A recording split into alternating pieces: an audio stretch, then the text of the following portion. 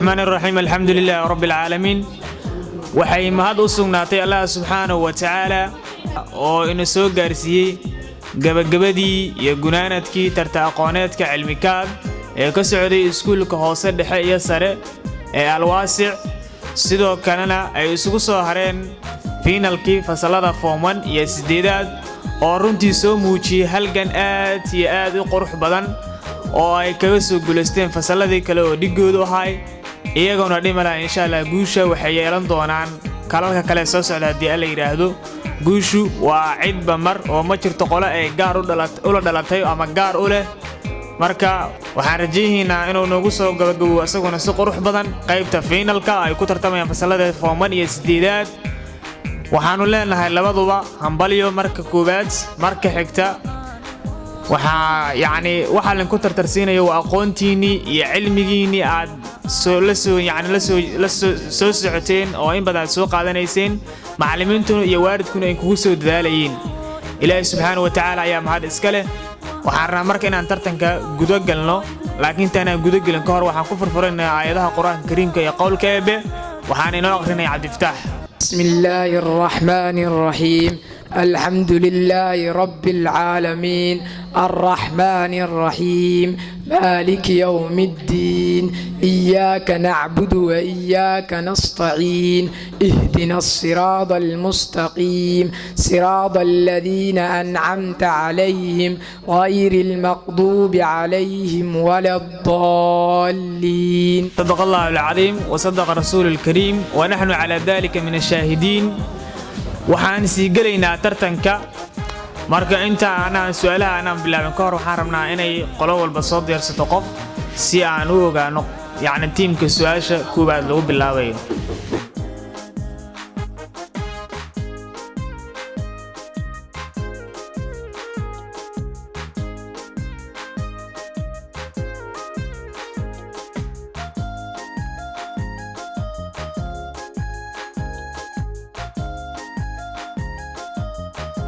كوبات وسؤال عربي دغها افورا waxa xaq u leedihiin su'aasha in kugu celiyo 3 jeer adinkuna sidoo kale marka meeshan soo istaagtay waxaad xaq u leedihiin inaad jawaabta ku celisaan 3 jeer hadii ardaygu uu qaato laba jawaab oo kala duwan markii hore jawaabta saddexaad ee afkiisa ugu dambaysa oo baxsho ayaa la qaadanayaa marka arday walba ha ilaalisho tartanka iyo shuruucdu yaala tartanka waxaan rajaynayaa inaad si fiican u leeyahay doonto insha Allah su'aashiina koobaad waa su'aal carabi ah dhigihiina fura ma huwa al-i'raab ما هو الإعراب ما هو الإعراب وحن جعلها هنا قرأتين كان سوى جواب دونتان إن شاء الله أولا السلام عليكم ورحمة الله وبركاته أنا مجيء عبد القادر النور إسحاق كان سعود أفصل كإخوان سؤال جوابتي إذا دا اسكدوا الإعراب تغير آخر كلمة بغير موقعها من الجملة الإعراب تغير آخر كلمة بغير موقعها من الجملة الإعراب تغير آخر كلمة بغير موقعها من الجملة سؤال عربي جوابته كبحين وجواب صح لبا دبعود سيدينو كلا دغها فورا waa su'aal carabi ah waana su'aashii koobaad sidoo kalena ahna su'aashii labaad ee tartanka ma huwa tawkiid al-lafdi ما هو توكيد اللفظي ما هو توكيد اللفظي وعن جعل أنا قرأتين كان سوى جوابي دونتان إن شاء الله سؤال شيء لواتي ترتنك يارهان سؤال شو ذي كوات فصل كسديدات أنا هي سؤال عربي فصل كسديدات جوابته يكبحين وجواب صح لبا دبعوت أولا السلام عليكم ورحمة الله وبركاته نقول مجعي مايدة أحمد نور سؤال جاوبت داس قضايا البناء هو الثبوت ضد الآخر كلمة مهامها تغير من فوقعها من الجملة هو الثبوت ضد آخر كلمة مهامها تغير موقعها من الجملة هو الثبوت ضد الآخر كلمة مهامها تغير موقعها من الجملة توكيد المعنوي وعن جعل إن قرأتين كان سوى جوابي دونتان إن شاء الله أولا السلام عليكم ورحمة الله وبركاته. أنا مقعي عبد الفتاح حسين وقصة فصل السديدات. جوابت سؤال هذا اسكت وهو الذي يكون بألفاظ تفارق المؤكد في المعنى وتخالفه في اللفظ.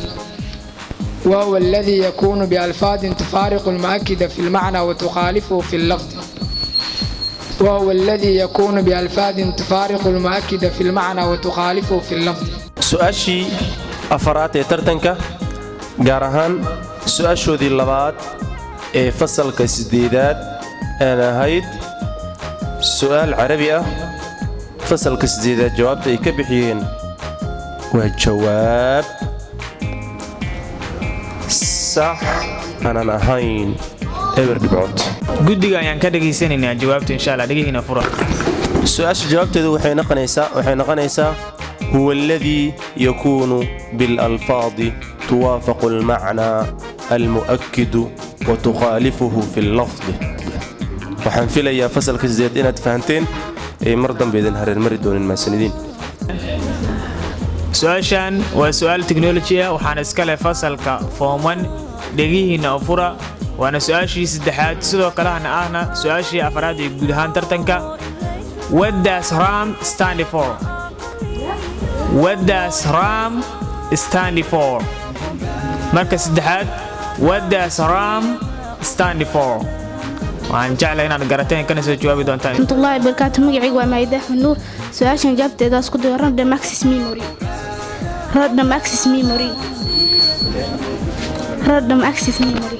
su-aashii shanaad ee tartanka gaar ahaan su-aashoodii saddexaad ee fasalka form 1 aan ahayd su-aal technology ah fasalka form 1 jawaabta ay ka bixiyeen waa jawaab sax ah 2 dhibcood sidee ayuu virus ugu gudbi karaa computer sidee ayuu virus ugu gudbi karaa computer marka saddexaad ugu dambaysa sidee ayuu virus ugu gudbi karaa computer waxaan rajaynayaa insha Allah inaan ka jawaabi doontaan باذن الله الكريم. اولا السلام عليكم ورحمه الله وبركاته. انا مقعي موسى ابراهيم سؤال جاوبت دادا اسكو دايو او gudbi karaa USB ga cajalada iyo file USB cajalada su-aashii lixaad ee tartanka gaar ahaan su-aashoodii saddexaad ee fasalka sideedaad ee ahayd su-aal technology ah fasalka sideedaad jawaabta ay ka bixiyeen waa jawaab sax aanan ahayn eber dhibcood waxaan jawaabta ku sugaynaa guddiga insha Allah dhagihiina fura jawaabtu waxay noqonaysaa waxa uu gudbi karaa haddii kombiyuutarka lagu shubin lid virus waxa uu gudbi karaa haddii kombiyuutarka lagu shubin lid virus waxaan filayaa inaad fahanteen mar dambe aysan idin hareermari doonin hadduu ilaahay kala noqdo su-aashan waa su-aal technology ah waxaa iska leh fasalka forman dhagihiina fura list several types of input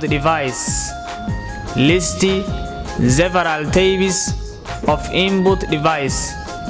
marka saddexaad list several types of input device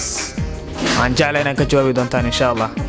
السلام عليكم أنا وقصة فصل كفومن مقعي وعلي حمنور سؤال جاوبت إذا اسكت دايو كيبورد موس سبيكر shii toddobaad ee tartanka gaar ahaan su-aashoodii afraad ee fasalka form 1 een ahayd su-aashoodii labaad ee maadada technology-ga ah fasalka form 1 jawaabta ay ka bixiyeen waa jawaab sax aanan ahayn eber dhibcood waxaan jawaabta oo saxa ka sugaynaa guddiga insha Allah. Input device includes keyboard, mouse, touchpad, microphone, scanners. Keyboard, mouse, touchpad, microphone, and scanners. waxaan filayaa inaad fahanteen mar dambana isan idinku soo laaban doonin ama aad aadan hareermari doonin maasanidiin waxaan kusoo gabagabaynaynaa fasalka sideedaad su-aashan waa su-aal technology ah dhagihiina fura sheeg magacyada kooxaha hoos yimaada carabka home sheeg magacyada kooxaha hoos yimaada carabka home mar kale ugu dambaysa sheeg magacyada kooxaha hoos yimaada carabka home. السلام عليكم ورحمة الله وبركاته أنا مجيء عبد الفتاح محسن وقصة فصل كسديدات سؤال جوابتي هذا اسكو دايو كيبورد فوتي باراجراف ستيلس إديت كيبورد فوت باراجراف ستيلس إديت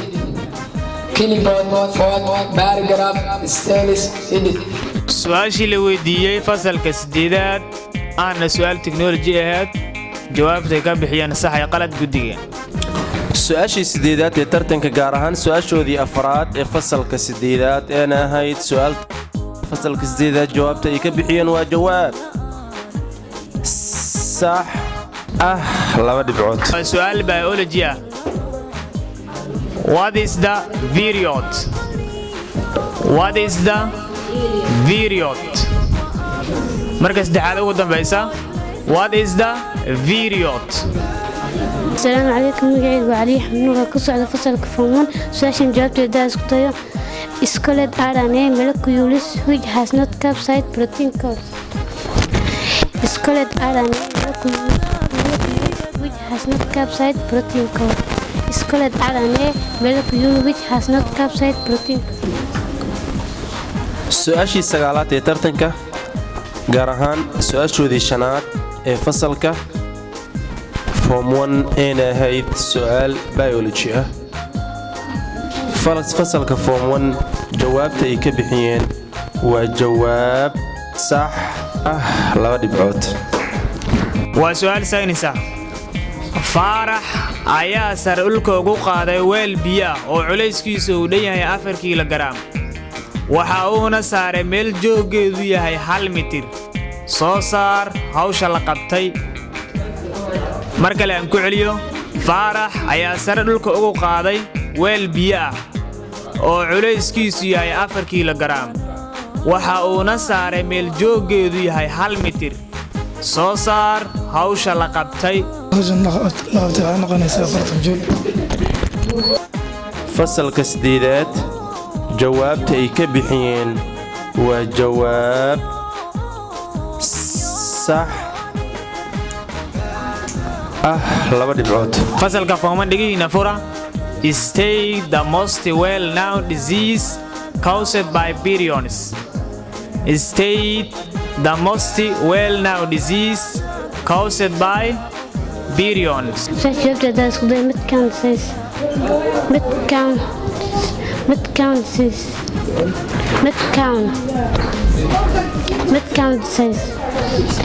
su-aashii 11aad ee tartanka gaar ahaan su-aasha form 1 eena ahayd su-aal biology. fasalka form 1 jawaabta ay ka bixiyeen waa jawaab sax aanan ahayn eber dhibcood. midkow disease waxay noqonaysaa midkow disease waxay noqonaysaa midkow disease iyaduna waxay dhahday midkan disease midkan disease. waa maxay cilmi baaris? kumuu ahaa saynisyahankii ugu horreeyey ee sameeya cilmi baaris? maxaa loo yaqaanaa waddada loo maro?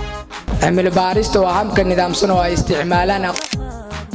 wadada la mara dariiq cilmiyaad ninkii ugu horeeyay Francis Bacon عمل باريستا وهبka nidaamsan oo ay isticmaalaan xaqiiqda wadada loo mara dariiq cilmiyaad ninkii ugu horeeyay Francis Bacon.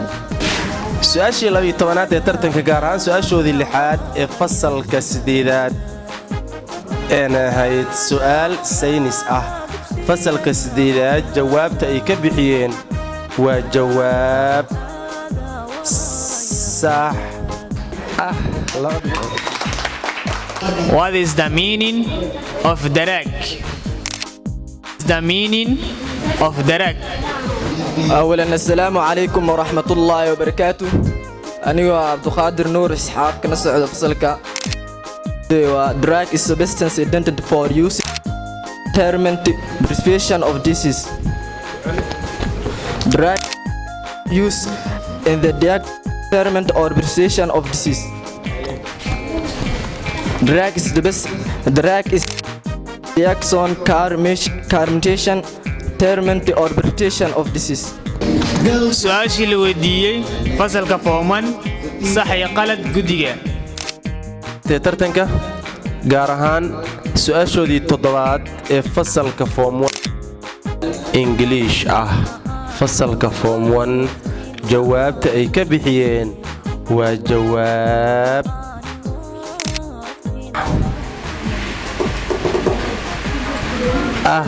laba dhibcood jawaabta hadda isku diyaaro interjection is a word or group of words that is a word or group of words that expresses or group of words that express strong fasalka sideedaad jawaabta ay ka bixiyeen waa jawaab sax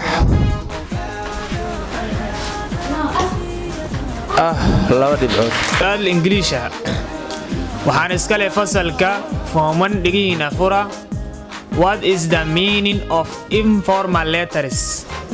mar labaad what is the meaning marka saddexaad ugu dambeeya what is the meaning of informal letters Are the ones in which we are write our relative or family persons. Our relative or family persons are the ones in which we write our relatives or family persons. jawaabtay baxsheen fasalka fooman sax iyo qalad guddiga su-aashii 15aad ee tartanka gaar ahaan su-aashoodii sideedaad ee fasalka form 1 eena ahayd su'aal English ah fasalka form 1 jawaabta ay ka bixiyeen waa jawaab sax laba dhibcood Question waa su'aal English waxaan iska leh fasalka sideedaad dhigiina fura What is the meaning of biography What is the meaning of biography marka saddexaad ugu dambeeya What is the meaning of biography anigoo magacayga Suleymaan Maxamuud Liyaan kana socda fasalka sideedaad su'aal jawaabtaada isku dayo is a story about a person's life written by somebody else about a person's life written by somebody else is a story about a person's life written by somebody else su-aashii la weydiiyey fasalka sideedaad sax iyo qalad guddiga su-aashii 16aad tartanka gaar ahaan su-aashoodii sideedaad ee fasalka sideedaad jawaabta ay ka waa jawaab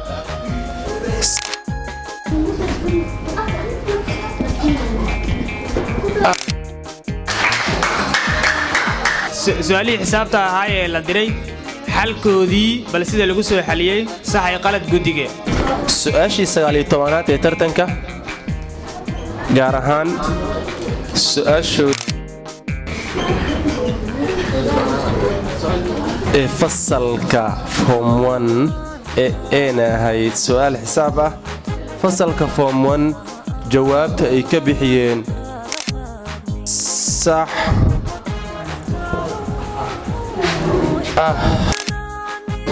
dhinaca kale fasal xisaab ah fasalka sideedaad jawaabta ay ka bixiyeen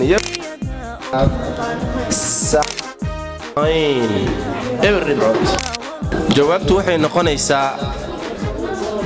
c square is equal a square plus b square ama haddaan si kale u dhahno waxay la mid tahay a oo laba jibaaran lagu daray ba oo laba jibaaran marka saddexaad u dambeeyda what is an angle waxaan rajaynayaa garataan kana soo jawaabi doontaa insha Allah su-aasheen ugu dambeysa waana xisaab oo qeexitaan ah su-aasha jawaabteeda haddaa isku day sax qaladba angle is a format between two rays which meet at a point angle is a format between two rays is a format between two rays which meet at a point xisaabta ahayd sax iyo qalad guddiga su-aashu waxay ahayd su'aal xisaab ah fasalku wuxuu ahaa fasalka fooman jawaabtu arday ama haddaan dhahno waa jawaab sax laba dhibcood fasalka fooman la weydiiyey fasalka sideedaad oo xisaabta ahayd jawaabta ay ka bixiyeen sax iyo qalad guddiga su-aashoodii 10aad أنا هيد سؤال حساب فصل كسديدات جوابته يكبحين صح أنا نهاين الربعود intaas ayuu nagu soo gabgaboobay tartankii quruxda badnaa ee soo bandhigeen labada fasal ee 8 iyo form 1 kullay guusha cid un bay raacaysaa guddiga ayaan ka sugaynaa macallin ustaadkii noogu xisaabsanay qorista dhibcaha ustaad xasan ayaan ku sugaynaa inuu noogu dhawaaqo natiijada labada dhinacba insha Allah meeshay kala marayaan tartankii quruxda badnaa ee dugsiga hoose sare dhexe alwaasic ee soo socday sanadkan maanta finalki joogay waxaa ku tartamay laba fasal oo kala ah fasalka dugsiga sare ee form 1 iyo fasalka dugsiga dhexe ee fasalka 8aad kuwaasoo ku tartamayay miishan maado fasalkaas marka haddaan fiirino dhibcahay kala keensadeen labada fasal meesha mar haddaan la tartamo tartanka marna waa guul marna waa guul darro marka guul darro meesha waa loo imaadaa marka ardayda waxaan u sheegaynaa maanta haddii adiga ay dhinaca kaa martay guusha inay berri guusha dhinaca soo mari kartaa marka ardayda waxaan u sheegaynaa inay iska dulqaataan oo wax cabashay wixii cabashay qabeen waa la xalliyo rajaynaya fasalka form 1 waxaa la weydiiyey su'aalo gaaraya 18 su'aalood la weydiiyey fasalka form 1 su'aashii koowaad way ka jawaabeen su'aashii labaadna way ka jawaabeen tii saddexaadna way ka jawaabeen tii afraad kamay jawaabin tii shanaad way ka jawaabeen tii lixaad kamay jawaabin tii toddobaad way ka jawaabeen tii siddeedaadna way ka jawaabeen tii sagaalaadna way ka jawaabeen tii tobnaadna way ka jawaabeen marka fasalka form 1 waxay ka jawaabeen sideed su'aalood oo su'aashiba ay tahay 2 dhibcood waxay aruursadeen dhibco gaaraya guud waa in laba su'aal laba jeer ay jawaabi waayeen marka waxay aruursadeen 16 dhibcood fasalka dhigooda ah 8 waxay ka jawaabeen su'aashii koowaad way ka jawaabeen su'aashii labaad kamay jawaabin tii saddexaadna kamay jawaabin tii afraadna way ka jawaabeen tii shanaad way ka jawaabeen tii lixaad way ka jawaabeen tii toddobaad way ka jawaabeen tii siddeedaadna way ka jawaabeen tii sagaalaad kamay jawaabin tii tobnaadna kamay jawaabin marka waxay ka jawaabeen 6 su'aalood oo min 2 ah waxay aruursadeen ayaga dhibco gaarayo 12 dhibcood halkaas marka waxaa ka cad inay fasalkii form 1 uu ku guulaystay tartankii cilmikaal ee dugsiga alwaasic primary and secondary school salaamullaahi calaykum waraxmatullaahi wabarakaatuh hambali ugu diraya fasalka form 1 uu ku guulaystay tartankii quruxda badnaa inuu soo bilowday barqadii ama aroortii subaxnimadii markay ahayd halkii saac waxaan leeyahay fasalka form 1 waxay ahayd guushan guulaad u qalanteen waxaan idin leeyahay hambalyo dhigooda kale fasalka 8aad iyaguna kama aysan liidanin laakiin dadaalkoodii baa halkaas ku ekaaday marka waxaan leenahay idinkoo form 1 sanadka dambe fasalkan form 2 mahad balaaran waxay u sugnaatay alihii ina gaarsiiyey guushaas waanu ku faraxsannahay inaan ka badino haddii 2 bir la isku dhufto midkood mid un baa jabo marka guusha marba meel bay aadaysaa waana gaara guusha alxamdulilah waxaan meeshaan ugu mahad celinayaa dhammaan macallimiinteena sharafti lahaa calaa kulli xaal alxamdulilah waad mahadsan yihiin fasalka form 1 iyo guud ahaan ardada iskuulka alwaasic primary and secondary school oo run ahaan ay halkan ka faa'iideen ayna ka qaateen runtii macallimiinta sharafta badan ee u dadaalayay ee u soo huray waqtigooda iyo waliba rabay inay cilmi tan ay qaadanayaan mid ka sii dheeraada waliba ay sii siiyaan Allah subhanahu wa ta'ala ayaa mahad iskale waxay sidoo kale mahad u sugnaatay waalidiintii sidoo kale waqtiga soo galiyay iyo juhdiga waxay sidoo kale mahad u sugnaatay macallimiinta sharafta leh oo iyaguna runtii aad iyo aad ugu soo dadaalay ardadan waxaan rajaynayaa insha Allah marka alwaasic primary and secondary school meel walba ay joogaanba maamulka iyo macallimiinta iyo ardadu ha guuleystaan ayaa leenahay. Wassalaamu calaykum waraxmatullaahi wabarakaatuh.